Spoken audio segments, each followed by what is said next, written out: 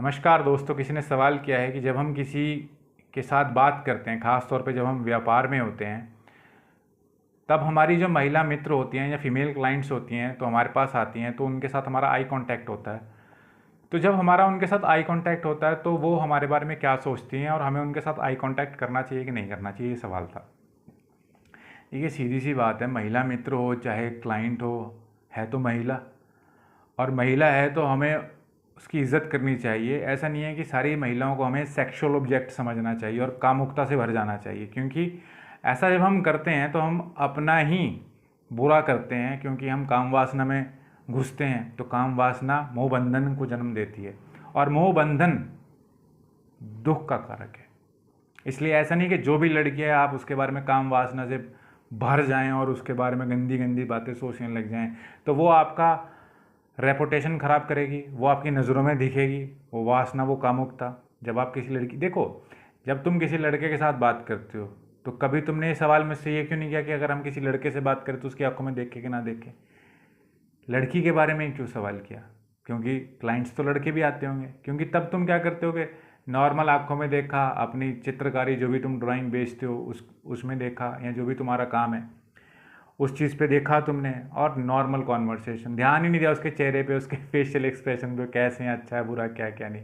लेकिन जब लड़की होती है तो बड़े ध्यान से कि उसकी आंखें कैसी हैं, उसका नाक तीखा है कि नहीं है, उसके दांत मोतियों जैसे चमक रहे हैं कि नहीं चमक रहे।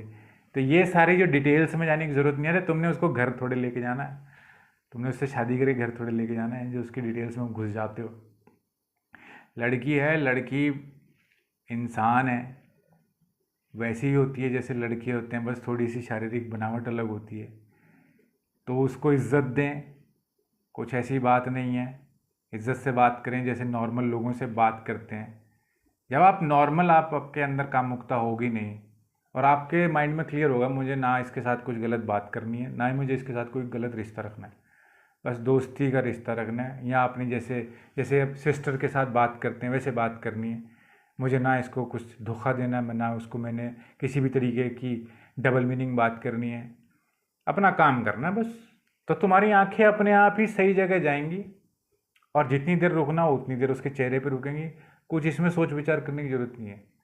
तो यहाँ पे हमने अपने मन और विचारों को शुद्ध करना है। अपनी आंखें अपने आप शुद्ध हो जाएंगी, अपने आप सेट हो जाएंगी।